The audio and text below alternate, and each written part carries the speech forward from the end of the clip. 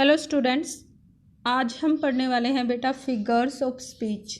तो figures of speech क्या होते हैं, फिगर्स ऑफ स्पीच हम क्यों पढ़ रहे हैं। इस टॉपिक को स्टार्ट करने से पहले हम दो बहुत इम्पोर्टेंट चीज़ों को देख लेते हैं। क्लास 10th के स्टूडेंट्स को पता है कि एनालिटिक मैंने आज एज अ वीडियो आपको सेंड किया था और उसी एनालिटिक के बेस पर आपका रिस्पॉन्स मुझे मिल गया था। ये वीडियो स्पेसिफिक एक क्लास के लिए नहीं है, ये ग्रामर का कॉमन टॉपिक है। सभी क्लासेस जो भी हमारी 7th क्लास से लेकर और 12th क्लास तक हैं, वहाँ पर आपके पास पोइट्री सेक्शन आता है और पोइट्री सेक्शन में पोइम्स में हमें फिगर ऑफ स्पीच का पता होना ही चाहिए। क्वेश्चन आ जाते हैं, बनते हैं और पूछे भी जाते हैं। खासकर बोर्ड क्लासेस बहुत अटेंटिव होकर इस टॉपिक को करें। तो जब आप इस वीडियो को देख लेंगे, फर्स्ट थिंग अपना नेम वहाँ पर कमेंट में लिख दोगे। Write down your name in the comment along with the question. Second thing ये है कि मुझे ये देखना है कि कितने बच्चे लास्ट तक भी पहुँच पाए।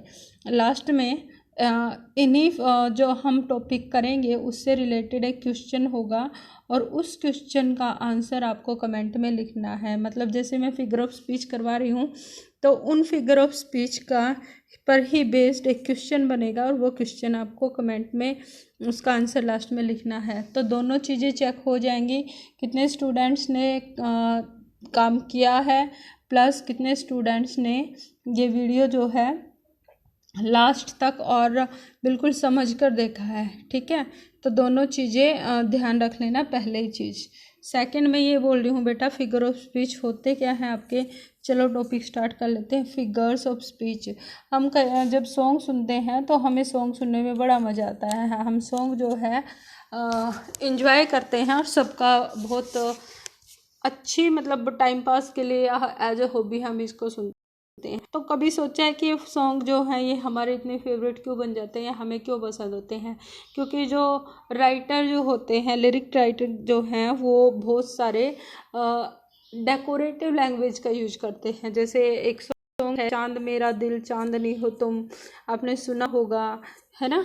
तो चांद क्या है, क्या रियलिटी में जो उसका हार्ट है वो चांद बन गया है, या जो लड़की है वो चांदनी है, नहीं है। बट है क्या एक्चुअली में, जो पोइट जो है या फिर लिरिक राइटर जो है वो इतनी डेकोरेटिव या इस तरीके से लिख रहा है कि सुनने वाले को मज़ा आए, चीज़ों को कंपेयर करते हुए जा रहा है। और दैट्स वाई जो है सॉन्ग हमारे फेवरेट होते हैं। सेम चीज़ें हमें पोइम्स में भी देखने के लिए मिलती हैं। जब आप पोइम पढ़ रहे हो तो यही फिगर ऑफ स्पीच इसमें भी इंक्लूडेड होते हैं। और कमाल ये है कि हमारे बहुत सारे स्टूडेंट्स पोइट्री कर रहे होते हैं या फिर हम अपने सिलेबस को आगे बढ़ाते चलते हैं, लेकिन हमें उनका नॉलेज नहीं होता। तो बी श्योर आप बहुत अच्छे से बड़े ध्यान से करें। फिगर ऑफ स्पीच जो होते हैं इनको हिंदी में आप अलंकार बोल सकते हो। अलंकार आपने पढ़े भी होंगे, चीज़ें के को रिलेटेड करके पढ़ते हैं। जब चीज़ें रिलेटेड में जाती रिलेशन हो जाता है तो इजीली याद रहते हैं। तो एक समझने के लिए आप कर सकते हो कि फिगर ऑफ स्पीच मीन्स अलंकार। देखो इसकी कुछ डेफिनेशंस लिखी हुई हैं। वर्ड और group of words use to give particular emphasis on an idea और sentiment.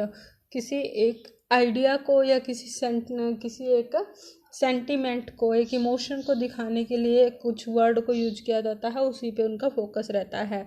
Help explain abstract idea by creating comparison or other relation between the abstraction and concrete realities।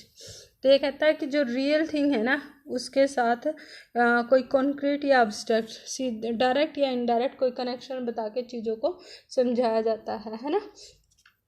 तो कनेक्शन बना दिया idea पर काम करते हैं, एक फीलिंग पे काम करते हैं। फिगर ऑफ स्पीच लैंग्वेज को डेकोरेट करने के लिए यूज करते हैं। जैसे ऑर्नामेंट्स होते हैं किसी मान लो अभी आपकी मदर या जो भी फीमेल है कहीं मैरिज वगैरह में जाना है तो अपने आप को बहुत अच्छे से रेडी करते हैं, बहुत सारे ऑर्नामेंट्स जो हैं वो यूज करते हैं। या हम भी कहीं जा रहे हैं तो क्लोथिंग जो है हमारी ड्रेसिंग स्टाइल जो होता है वो डिफरेंट होता है।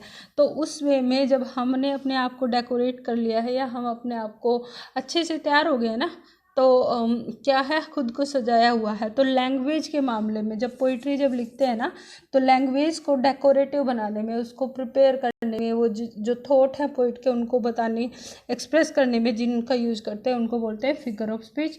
और एक पार्टिकुलर आइडिया या फिर एक सेंटिमेंट पे ये बेस्ड होते हैं। कॉन्क्रीट और एब्स्ट्रैक्ट रियलिटीज जो है उसके साथ रिलेशन शो करते हैं। होपफुली ये चीज़ क्लियर होगी। Let us move to the next. सबसे पहला जो हमारा फिगर ऑफ स्पीच है वो है सिमली। इसको स्माइल या कुछ और मत बोलना, that is Simli.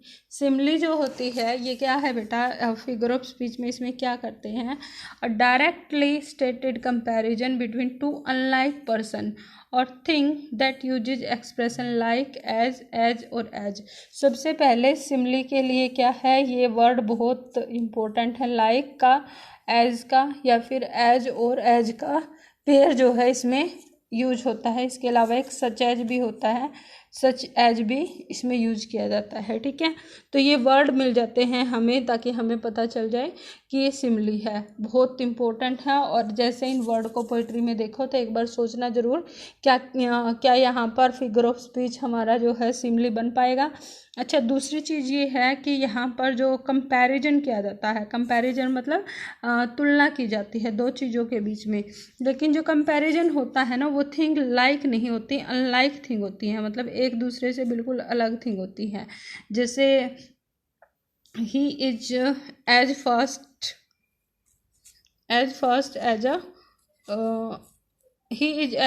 As air.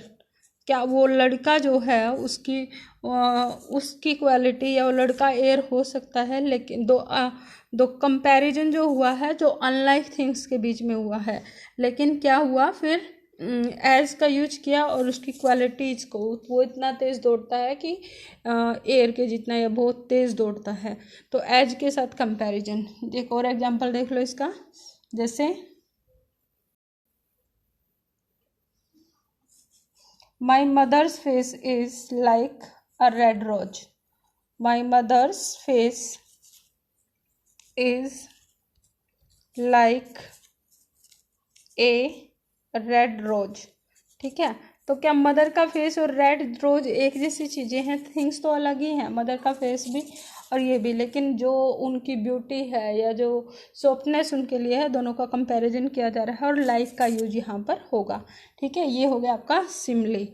एक एग्जाम्पल यहाँ पर लिखा हुआ है, देखो, his mind is like a sponge. तो माइंड की का कंपैरिजन स्पंज के साथ हो रहा है और लाइक को यूज करके उसके जैसा की तरह दिखता है बिल्कुल। ठीक है, तो ये हमारा सिमली हुआ और ये आपका सिमली का एग्जाम्पल। ठीक है, आगे चलते हैं बेटा। यहाँ पर आपके पास नेक्स्ट है मेटाफर। मेटाफर जो है उसमें भी कंपैरिजन होगा। पहली चीज़ तो दोनों की सिमिलरिटी देख लेते हैं। अभी हमने सिमली किया ना, सिमली में और मेटाफर में क्या चीज़ें सेम है, क्या दोनों एक जैसे क्यों है? पहली चीज़ देखो, दोनों में ही कंपैरिजन होता है और दूसरा जो है अनलाइक थिंग्स के बीच में होता है, और उनका जो जिस क्वालिटी के लिए जब हम उनको जिस क्वालिटी के लिए हम उनका कंपैरिजन कर रहे होते हैं वो दोनों में सेम होती है। ठीक है, जैसे वो लड़का था तो उसका कंपैरिजन एयर के साथ किया क्योंकि वो स्पीड थी। मदर का फेस भी बहुत ज़्यादा ब्यूटीफुल है और रेड रोज भी ब्यूटीफुल था, तो क्या हुआ वहाँ पर दोनों की जो ब्यूटी है उसके लिए दोनों का कंपैरिजन हुआ। लेकिन दोनों में ही कंपैरिजन होगा, मेटाफर और सिमली में दोनों में ही कंपैरिजन क्या है, अनलाइक थिंग का होगा। थिंग एक जैसी नहीं होंगी और दूसरा कि आइडेंटिफाइड जो उनके बीच का कॉमन कैरेक्टर जो होता है ना, जो सिमिलरिटी है, उस बेस पे जो है कंपैरिजन किया जाता है। चीज़ें अलग हैं, जैसे देखो आपने कभी एक स्विंग देखा होगा अगर फेयर वगैरह में, तो एक होता है रोलर कोस्टर। रोलर कोस्टर में क्या होता है, वो जो गाड़ी के अंदर बैठ जाते हैं हम, कभी ऊपर कभी नीचे, कभी ऊपर कभी नीचे। ठीक है, एक बहुत ही अच्छी कोटेशन है कि life is like a roller coaster. तो ये रोलर कोस्टर के जैसे कि लाइफ रियल में हो जाती है, लेकिन जैसे रोलर कोस्टर में उतार चढ़ाव अप एंड डाउन होते हैं वैसे ही लाइफ में भी आते हैं। दैट्स वाई हम क्या बोलते हैं, life is like a roller coaster. ठीक है, तो इस तरीके से, तो ये क्या हो गया, जब एज और लाइक का, जब कंपैरिजन एज और लाइक का यूज करके किया जा रहा है तो वो होता है सिमिली, बट बिना एज और लाइक के जब कंपैरिजन होता है तो क्या होता है। जैसे वो एग्जाम्पल हमने किया था मदर के फेस वाला रेड रोज का, हमने पहले क्या किया था, my mother's face is like a red rose, और अगर हम यहाँ पर बोल दें माई मदर्स फेस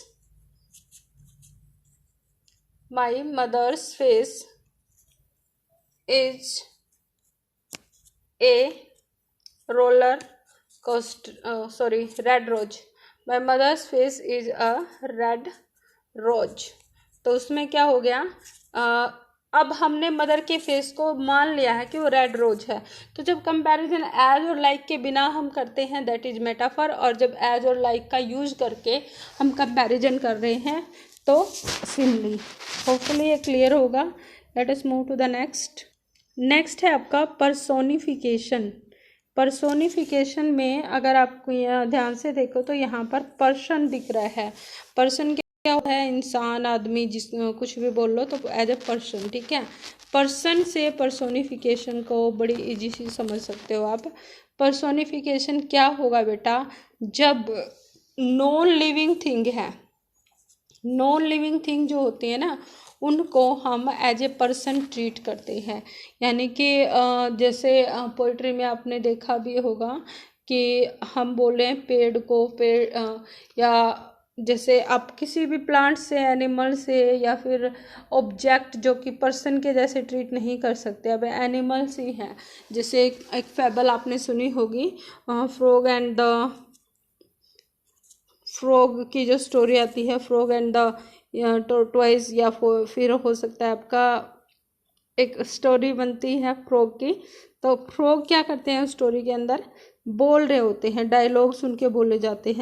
जैसे ग्रीडी डॉग है, या फिर जो आपका बहुत रेयर से, मतलब सिंपल से एग्जांपल पे जाएं, थ्रस्टी क्रो है। तो क्रो जो था वो क्या था, आपका थ्रस्टी क्रो जो है वो क्या कर रहा है कि बोल रहा होता है ना, कि अब वो प्यास लगी है, घूम रहा हूँ। डायलॉग्स लिखे जाते हैं जितने भी आप देखते हैं फैबल जो होती है एनिमल बेस्ड स्टोरी, वहाँ पर एनिमल्स करते हैं। या फिर एक पोइम है 9th क्लास में पढ़ी होगी आपने, विंड करके पोइम है। तो विंड पोइम में क्या करता है पोइट कि विंड को बोल रहा है कि धीरे से आना। अब विंड जो है एक्चुअली जो है फ्लू करती है, विंड चलती नहीं है, लेकिन उसके लिए वॉक वर्ड यूज किया जा रहा है। तो वो क्या है, विंड का पर्सोनिफिकेशन है। एग्जाम्पल्स और भी आएंगे। तो जब नॉन लिविंग थिंग्स, वुमेन और प्लांट्स को हम मैन काइंड की क्वालिटी, मैन बीइंग की क्वालिटी जो है देते हैं, उनको एज ए लिविंग थिंग हम ट्रीट करते हैं, तो वो पर्सोनिफिकेशन होता है। Let's human quality to things that are not human, वो चीज़ें जो इंसान नहीं है, थिंग्स हैं जो, और थिंग्स को हम करैक्टर दे देते हैं ह्यूमन्स का। एनिमल्स हो सकते हैं, प्लांट्स हो सकते हैं, एनिमेटेड ऑब्जेक्ट्स होते थे, या अब्स्ट्रक्शंस हो सकते हैं। अब्स्ट्रक्शंस मतलब कुछ भी ऐसी चीज़ें जो हमारे मैनकाइंड से अलग हैं, जैसे रॉक्स हो गया, एयर हो गया। अब जैसे एक नाइट ही है ना, the night came and slowly spread all over the city. तो नाइट का आना जो है, एक्चुअली नाइट नहीं आएगी, वो नेचुरल प्रोसेस है, लेकिन उसको हम ट्रीट कैसे कर रहे हैं, एज अ पर्सन यूज कर रहे हैं। उसके अंदर मैनकाइंड की क्वालिटीज़ को हम देख रहे हैं, that is personification. Let us move to the next. अच्छा ये देखो, यहाँ पर इसका एग्जाम्पल दिया हुआ है, will you walk in to my parlour said the spider to the fly. जो फ्लाई थी उसको स्पाइडर ने बोला कि मेरे पार्लर यानी कि रूम में चलोगे। तो क्या है, स्पाइडर जो है एनिमल है, फ्लाई भी एनिमल है, लेकिन दोनों जो है बोल रही हैं हमारी लैंग्वेज में ही, है ना। तो ये that is personification. Let us move to the next है apostrophe, that is apostrophe. Apostrophe क्या होती है, जैसे हम यहाँ पर वैसे ग्रामेटिकल टर्म जो है मोहन है, मोहन के साथ हमने कोमा लगाया और उसके बाद ये एस यूज करते हैं, तो इसको बोलते हैं अपोस्ट्रोफी एस, है ना, कोमा के साथ, ठीक है। लेकिन फिगर ऑफ स्पीच में इसका क्या मतलब है, एक बार देखो यहाँ पर सबसे पहले ये बोलता है एड्रेसेस पर्सोनिफाइड। पर्सोनिफिकेशन हमने अभी देखा था। तो पर्सोनिफाइड ऑब्जेक्ट जो हैं उनको हम real person, the absent as they were present and the dead as if were alive. तो इसमें तीन चीज़ें आ गई। सबसे पहले कोई ऑब्जेक्ट पर्सोनिफाइड है और उसको हम एड्रेस कर रहे हैं, उसके बोल रहे हैं, जैसे ओ विंड, जैसे बोल रहा है O wind don't show your anger, है ना, इस तरीके से डोंट शो योर एंगर। तो ये don't show your anger wind का एक तो यहाँ पर क्या हो गया पर्सोनिफिकेशन। लेकिन ओ विंड से क्या, उसको बोल रहे हैं हे विंड, एड्रेस कर रहे हैं, बोलना किसी को, जैसे अरे लड़के, है ना, ये पर्सोनिफिकेशन नहीं लेकिन एड्रेस कैसे, जैसे किसी अरे राम, अरे मोहन, इस तरीके से आप किसी को किसी नाम से बुला रहे हो, है ना। तो पर्सोनिफिकेशन के साथ ये एड्रेस भी जब ऐड हो जाए और तो होगा आपका अपोस्ट्रोफी। कोई पर्सन भी हो सकता है जो वहाँ पर है नहीं, या फिर कोई ऐसी चीज़ हो सकती है जिसको पर्सोनिफाइड किया गया है, या डेड को जो पहले जा चुके हैं, जो पास्ट के कैरेक्टर हैं, जैसे हे राम ये क्या हो गया, है ना, जैसे हे राम देख दुनिया का क्या हो गया। नाउ राम जो है हमारे पास नहीं है लेकिन फिर भी हम उनके नाम से उनको डेड को हम एड्रेस कर रहे हैं, जैसे वो हमारे सामने ही हो। तो इस तरह के जो एक्सप्रेशन होते हैं दैट इज अपोस्ट्रोफी। ठीक है, जैसे यहाँ पर एग्जांपल देखो अपोस्ट्रोफ का, ambition you are cruel master. Ambition क्या होती है, एक फीलिंग है, उसको लिविंग बीइंग के जैसे दिखा रहे तो पर्सोनिफिकेशन है। लेकिन एम्बिशन का नाम लेके, एम्बिशन तुम हो, यू, एम्बिशन पहले नाम, जैसे बोला जाए राहुल और उसके बाद बोल दे हम you are a good student, तो क्या मतलब है कि राहुल को बोल रहे हैं। तो एम्बिशन जो है एज ए पर्सन हम उसको ट्रीट कर रहे हैं, पर्सोनिफाइड है, और क्रूल मास्टर्स को बोल रहा है I will serve you no more. ठीक है, तो ये हमारा हो गया अपोस्ट्रोफी। तो आज की वीडियो के लिए यही थी। और जो जिस क्वेश्चन की मैं बात कर रही थी जिसका आंसर आप लिखोगे, लास्ट में बताना हमने कौन से 3 फिगर ऑफ स्पीच को इस वीडियो में कवर किया है। Okay, take care till then, goodbye.